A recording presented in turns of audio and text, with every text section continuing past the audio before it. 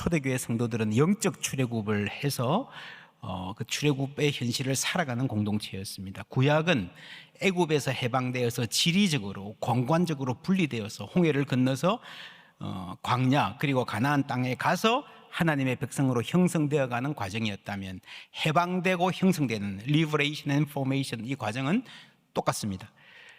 다른 점 하나는 그 자리에서 떠나지 않고 이집트에 살면서 하나님 백성답게 이스라엘로 살아간다는 거죠.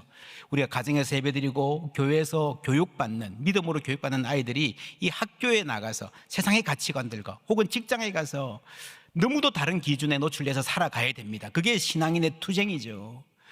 교회에서 보는 기준과 세계와 세상이 다릅니다. 1세기 때도 그렇습니다. 살아가는 문화와 처세술 그리고 윤리적 기준이 너무 다른 거예요. 당시 1세기 사회에 모두가 다 그렇다 할 수는 없겠지만 대체로 그랬어요. 속이고 폭력을 사용하고 약한 사람 억압하고 짓누르고 힘이 가진 자가 제일이고 음란하고 방탕하고 그렇게 살았습니다. 심지어 그렇게 해서 성공하면 그것을 능력이라 자랑하고 그렇게 못하는 순전한 사람들을 바보라고 비웃는 세상, 얼마나 기가 막히겠습니까? 그런데 어떤 사람들에게는요, 나가서가 아니라 집 안에서 가정이 이집트였습니다. 1절 말씀 보시면, 아내들아 이와 같이 자기 남편에게 순종하라. 이는 혹 말씀을, 로고스, 원문으로 로고스입니다. 하나님의 말씀을 순종하지 않는 자라도 말로 말미암아, 똑같은 단어예요. 여러분의 말이 아니라, 아내의 말이 아니라 그 아내의 뭐로 말미암아? 행실로 말미암아 구원을 받게 하려 함이라 그랬습니다. 그래서 목표는 남편 구원하는 거예요. 복음의 사람이 되는 겁니다. 그런데 말로 말미암지 않고 행실로 하십시오. 이 행실은 아나스트로페라는 말로 여러 차례 말씀드렸습니다. 그냥 한두 개 행동이 아니라 총체적인 삶의 방식, 가치관을 말하는 것입니다. 그래서 말이 아닌 삶으로 전도하십시오라고 번역하는 게 더 좋습니다. 목표는 분명합니다. 아내의 삶으로 말미암아 구원을 받게 하려 함이니, 남편이 예수 알게 하고 예수 믿게 하겠다는 겁니다. 하나님의 말씀을 전하고 싶은데, 전해야 되는데 그 남편에게는, 그들에게는 아직 말씀을 들을 귀가 없어요. 여러분, 믿음은 들음에서 난다 그랬잖아요. 예수님이 그러셨어요. 들을 귀 있는 자는 들을지어다. 그렇죠? 들을 귀가 없는 사람이 있다는 겁니다. 그런데 그 사람들도 그리스도인의 삶을 보는 뭐는 있어요? 눈은 있다는 거예요. 그래서 오늘의 말씀은 이 남편의 눈, 혹은 그리스도인들이 세상의 눈에 어떻게 보일까 하는 것이 주제입니다. 말이 아닌 삶으로 하라라는 말은요, 베드로전서 전체를 관통하는 핵심 주제이기도 합니다. 오늘 이 말씀이 가정생활에 대한 것 같지만 사실은 사회생활에 대한 것도 포함합니다. 왜냐하면 당시의 노예들, 아내들에게는 사회생활이라고 할 수 있는 영역이 따로 존재하지 않았습니다. 가정이 세계의 전부였고 남편이 유일한 기준이었습니다. 여러분, 우리나라도요, 수십 년 전까지만 하더라도 안사람, 집사람 그랬잖아요. 그죠? 여자들은 집에만 머물러야 된다. 그래서 심지어 접시와 여자는 밖으로 내돌리면 그런 말까지 있었잖아요. 그러니까 심하게 가부장적인 말이죠. 요즘은 다 여자들이 사회 진출 많이 하지만 당시에 2000년 전에는요, 여성에게는 사회가 없었어요. 가정이 세계의 전부였고 남편의 시각이 삶을 평가하는 유일한 기준이었습니다. 그래서 남편 눈에 드는가가 삶의 승부처가 되었다. 3절부터 이런 이야기 나옵니다. 함께 읽습니다. 너희의 단장은 머리를 꾸미고 금을 차고 아름다운 옷을 입는 외모로 하지 말고 오직 마음에 숨은 사람을 온유하고 안정한 심령의 썩지 아니할 것으로 하라. 이는 하나님 앞에 값진 것이니라. 삶으로 전도하라 그래놓고요, 바로 그 안에 다른 어떤 윤리적 이야기를 하는 게 아니라 단장에 대해서, 화장하고 몸을 꾸미는 것에 대한 말이 나오는 이유가 그렇습니다. 당시 여성들이 인생의 승부를, 많은 에너지를 남편의 눈에 드는데 쏟았다는 거죠. 혹은 좋은 남자 만나서 결혼하는 것에, 한국도 그랬죠. 여자가 공부하고 취직하고 일 잘한다, 인정받고 승진하고 잘 나가봐야 무슨 소용 있나, 남편 잘 만나는 게 최고지, 많이 듣던 말이죠. 지금은 좀 달라졌습니다. 그러나 외모에 대한 압박은요, 더 심해진 것 같아요. 성형공화국이라는 말도 있고요. 취업할 때 여러분, 실업계 고등학교 선생님들 말 들으면요, 아이들이 열심히 공부해서 1등 해서 이렇게 시험 합격해서 보내놓으면 면접에서 떨어진다는 거예요. 똑같은 직장에 공부 별로 안 한 아이들이 예쁘게 생겼으면 합격한다. 어떻게 교육해야 될지 모르겠다. 그래서 취업 성형이라는 말까지 생겼다 합니다. 이런 말을 생각해 보면요, 이 단장에 대한 말은 단순히 여성 개인의 사치나 허영이 아닌 사회적인 압박, 불안의 문제로 보아야 한다는 것입니다. 내가 버림받거나 무시당할지도 모른다는 그 두려움의 짙은 그늘이 여기에 있다고 합니다. 이런 사회를 살아가는 여성들에게 베드로는 권면합니다. 함께 읽습니다. 오직 마음에 숨은 사람을 온유하고 안정한 심령의 썩지 아니할 것으로 하라. 이는 하나님 앞에 값진 것이니라. 아멘. 썩지 아니할 것으로 단장하라라는 말씀입니다. 단장이란 말에 쓰인 헬라어가 재밌어요. 코스모스라는 단어입니다. 아는 분 계실까요? 이거 우주, 유니버스, 칼 세이간 이런 이야기 할 때 맞습니다. 근데 유니버스라는 말이 어디서 나왔는가 하면요, 하나님이 천지를 창조하시기 전에 케이오스, 혼돈이었습니다.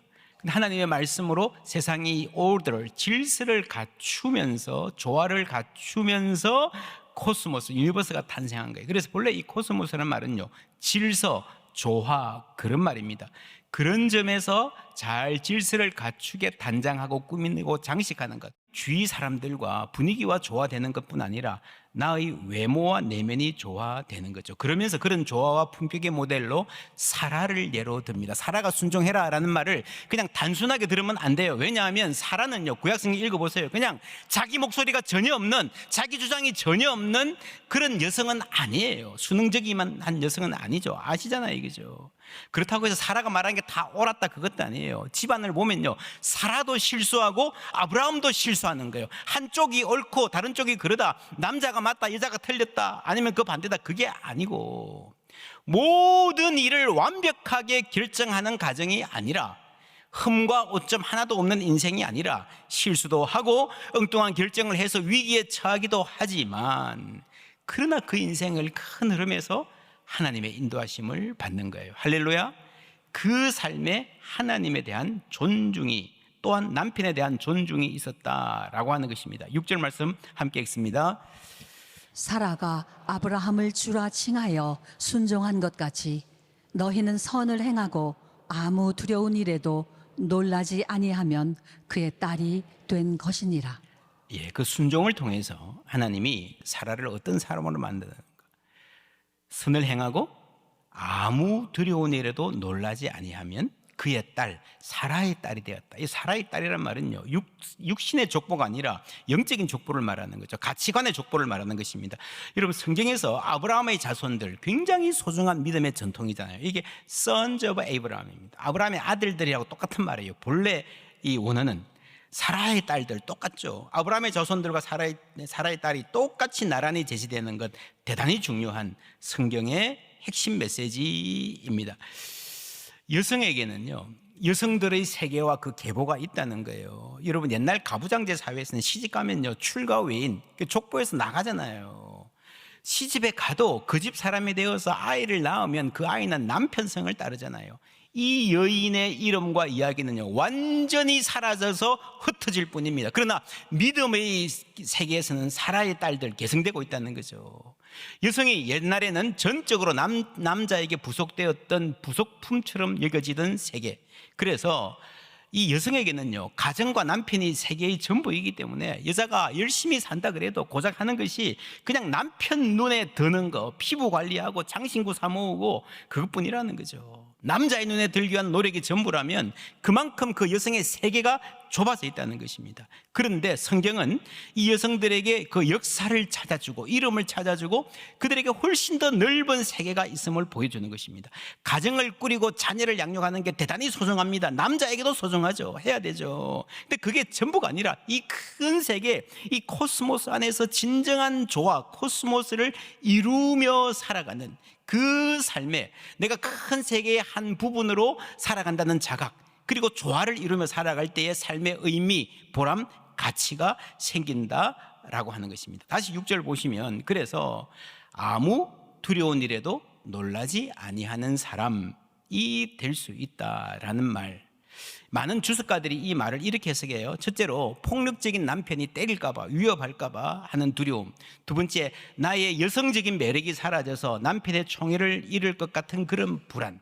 그래서 외모를 단장하는데 목숨을 걸었다라고 하는 거죠. 그러나 그 포함해서요, 아무 두려운 일, 어떤 두려운 일에도 놀라지 않는다는 말은 그것만이 아니라 모든 종류의 두려움을 다 말하는 것이라고 보아야 됩니다.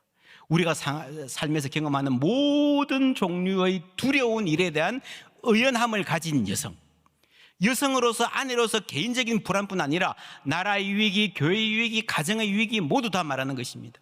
우리가 3.1절 예배 때 보았습니다. 김마리아 기억하십니까? 일제시대 때 신사참배 요구 받을 때요, 남자가 대표하는 교단은 다 굴복했지만 여전도회가 훨씬 더 의연하고 강단 있게 저항했습니다.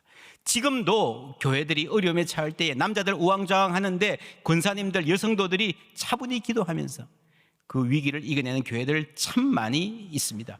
가정에서도 그래요. 평소에 큰 소리 치다가 힘든 일 생기면 아내 뒤에 숨는 남편들, 밤에 자는데 문 잠그고 자는, 미국에서는 그런 일 자주 있어요. 밖에 무슨 소리가 들려요. 강도인가? 머리가 쭉 뺏어져. 여보 나가봐. 남편이 더 벌벌 떨어. 사업에 어려움이 닥쳤다, 실직했다, 자녀의 문제가 생겼다, 혹은 무슨 오해가 생겼어요. 온 가족들이 주위에 입에 오르내리고 공격받는 경우가 있을 수 있죠. 그런 위기, 남편들이 더 흔들리고요, 쉽게 낙담하고요. 이제 우리 가정은 끝이야, 왜 이렇게 되었을까? 정신 못 차릴 때에 집안에 한 명이라도 제정신인 사람이 있어야 됩니다. 아내가 굳게 서서 여보 괜찮아요, 우리 같이 기도합시다, 이길 수 있어요, 하나님 의지합시다 라고 안정시키고 위기를 넘기는 가정, 저는 많이 보았습니다. 여러분 그런 노래 아세요? 전선 야구인가요? 장부의 길 일러주신, 그 다음에 뭐예요? 어머님의 목소리. 장부의 길을 누가 일러줘요? 엄마가 일러줘요, 아빠가 아니라. 여러분 저는 이 노래 가사에 수많은 가정의 경험이 있다고 생각해요. 어머니가 훨씬 더 당당하고 의연했던 우리 역사, 우리 가정들 굉장히 많습니다. 세상에 아들들이 당당하게 살 수 있는 그 마음, 많은 경우 엄마에게서 왔습니다. 여러분 가정의 위기, 폭풍은 그치고 파도는 지나갑니다. 태풍이 불어서 온 집을 삼킬 것 같아가도 다음 날 아침 되면 평온한 바닷가가 펼쳐지잖아요. 그런데 여러분 정말 큰 태풍이 지나가고 나면요, 풍경이 바뀌어요. 큰 나무가 쓰러지기도 하고 움푹 패이기도 하고 없던 모래 언덕이 생기기도 합니다. 폭풍이 지나가면 지형이 바뀐다. 아십니까? 가정도 그렇습니다. 아내가 영적으로 우뚝 서는 계기, 그렇게 아내를 무시하던 남편, 여자가 뭘 안다고 그래 하던 사람이 당신 말 듣기를 잘했어, 여보 이거 어떻게 할까, 당신 생각 듣고 싶어. 그러다가 슬그머니 나도 교회 가볼까? 할렐루야. 그렇게 전도가 되는 거예요. 어떻게 가능했을까? 4절 보면요, 다시 한번 오직 마음에 숨은 사람, 외모를 단장하기보다 마음에 숨은 사람을 끊임없이 양육해 왔기 때문에 온유하고 어떤 심령요? 안전한 심령. 온유하고 부드러우면서도 사실은 더 강한 안정된 심령을 갖추게 되었다라고 하는 것입니다. 여러분 우리가 살고 싶은 삶은요 누구나 똑같습니다. 두려움 없이 살고 싶은 삶, 마음, 부끄러움 없이 살고 싶은 마음 다 있잖아요. 그 갈망은 똑같습니다. 어떻게 이걸 달성할 수 있을까? 사자같이 강인한 힘을 가지면 나는 안 놀라서 좋겠지만 그 힘을 갖고도 다른 사람 억압하지 않고 평화롭게 조화롭게 사는 것은요 대단히 힘든 일입니다. 대단히 힘든 일입니다. 1990년대 이후에 그 페미니즘이 다양한 방식으로 발전했습니다. 가장 유명한 방식은요, 여러분 혹시 아십니까? 미러링이라는 거. 페미니즘에서 가장 좀 극단적이라고, 그러나 굉장히 유명해진 방식입니다. 이게 뭔가 하면요, 남자들이 못되게 하면 우리도 못되게 하겠다는 거예요. 남자들이 폭력적으로 나오면 우리는 더 폭력적이 되겠다는 거예요. 성희롱하면 우리도 성희롱하고, 음담 패설로 우리를 공격하면 우리도 남자들 대상으로 음담 패설을 얼마든지 할 수 있다. 혐오에는 혐오로 맞선다. 결국 해보니까 그게 너 죽고 나 죽지 않는 말밖에 안 돼요. 목적은 결국 살자는 거잖아요. 함께 살 수밖에 없잖아요, 이거죠. 그래서 결국에는 나중에는 이 공지영 같은 용감한 작가들도요, 대단히 염려스럽다. 나는 미러링 같은 페미니즘에는 반대한다라고 분명히 말했습니다. 말할 수밖에 없었습니다. 그러면 길은 무엇인가? 많은 분들이 고민을 했습니다. 복음적인 신앙을 간직하면서 여성의 탄식에 귀를 기울이고 그 아픔을 감싸주고 불의한 세계에 정당하게 분노하면서도 온유하게 풀어낼 길은 없을까? 여자와 남자가 죽기 살기로 싸우는 게 아니라 코스모스, 조화를 이루고 사는 세계. 너 죽고 나 죽자도 아니고요, 너 죽고 나는 살자도 아니고요, 너도 살고 나도 살자. 그럴 수 없을까요? 이런 고민을 한 분 중에 양혜원 씨라고 있습니다.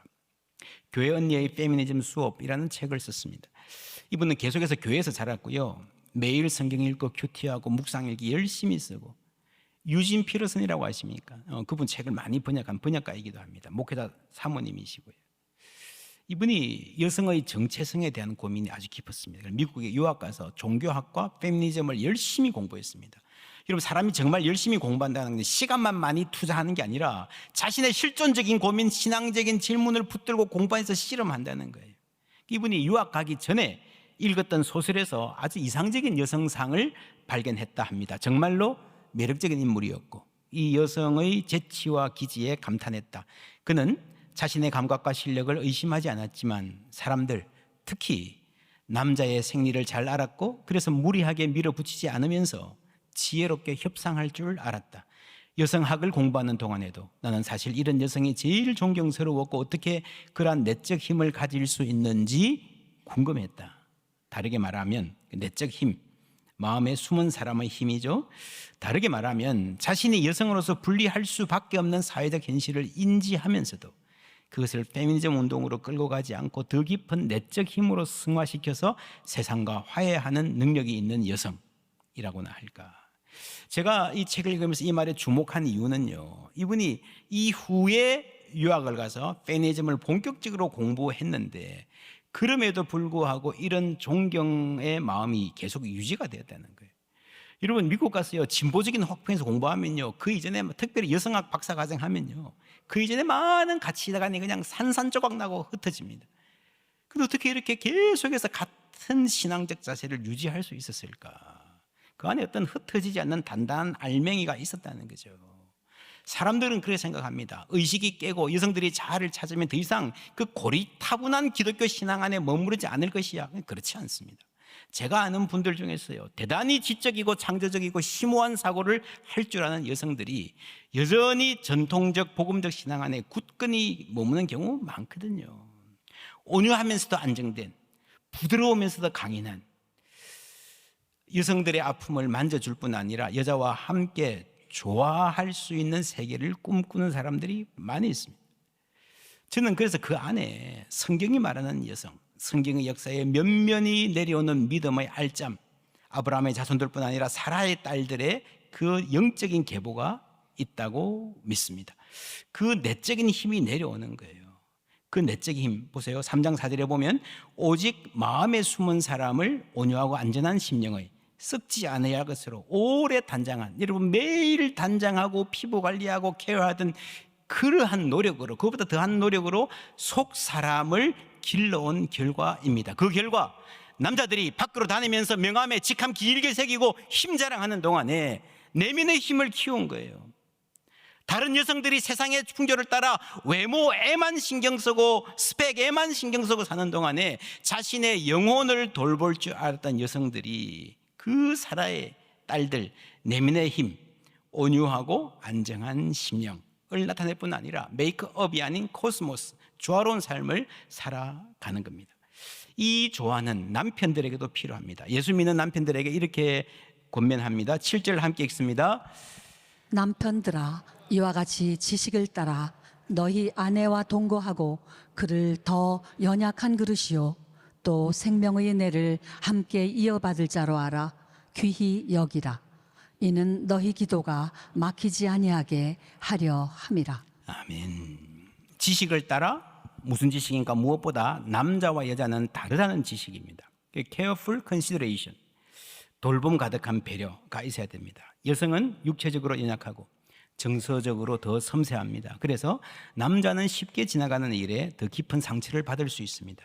사회적으로 취약합니다. 여러분, 사회의 이 편견, 잣대 자체가 불공정하기 때문에 여성들은 늘 오해와 쉽게 구설에 오를 수 있습니다.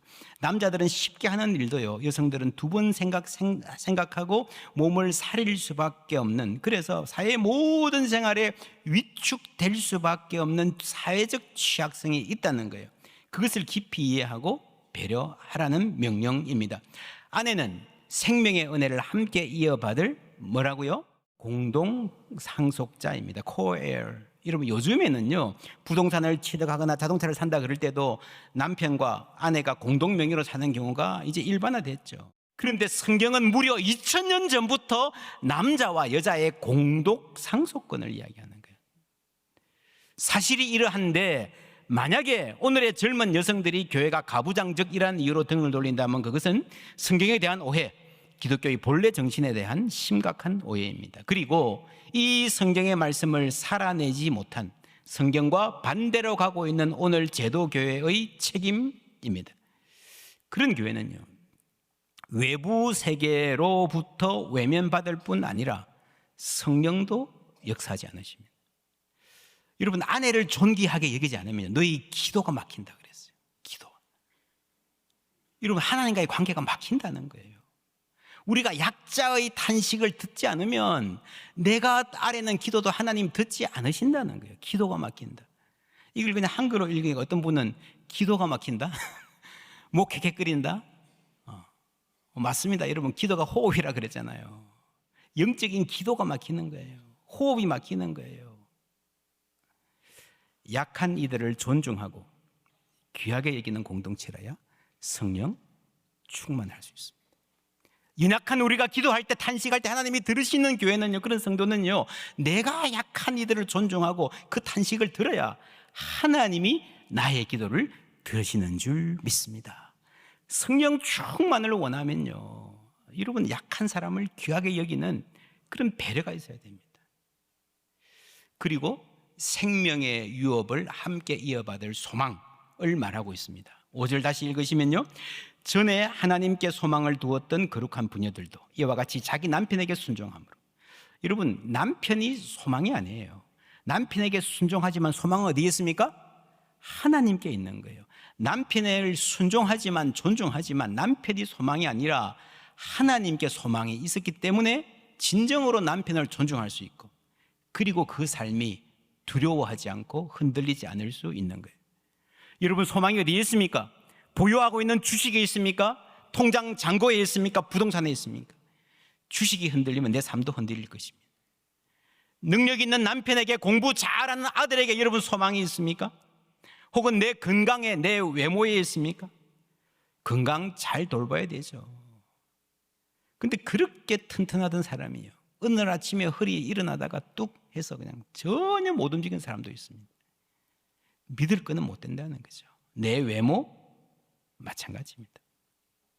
거울 보면서 나 아직은 괜찮아 하다가 어느 날 갑자기 내가 너무 늙어 보여, 나는 끝났는가? 극도의 우울과 스트레스에 빠지기도 합니다. 서양 사람 속담 중에 그런 말이 있어요. 별로 좋은 말은 아닌데, 위기에 빠지면 남자는 지갑을 확인하고 여자는 거울을 꺼내든다. 그러면요, 내 지갑이 얇아지면, 거울에 비친 내 모습이 초라해지면 어떡하죠? 무너지는 것 피할 수 없습니다. 열심히 돈 버는 거 좋습니다. 거울 보는 것 좋아요. 그러나 여러분, 그 거울이 나의 외모뿐만 아니라 나의 내면을 비추고 돌볼 수 있는 거울이면 얼마나 좋을까요? 마음에 숨은 사람의 건강을 돌볼 수 있는 거울, 그 사람을 잘 돌보는 지혜가 있기를 주님의 이름으로 축원합니다. 그럴 때에 우리는 세상의 어떤 화장품으로도, 성형수술로도 만들어낼 수 없는 진정한 아름다움, 어떤 명품으로도 자아낼 수 없는 품격을 갖게 될 줄 믿습니다. 여러분, 이 세상은 아직 하나님의 말씀을 들을 귀는 없지만 모두가 우리의 삶을 보는 눈은 있습니다. 우리의 삶을 통해서 세상이, 그리고 우리가 사랑하는 사람들이 하나님의 말씀에 귀 기울이게 되는 은혜가 있기를 주님의 이름으로 축복합니다.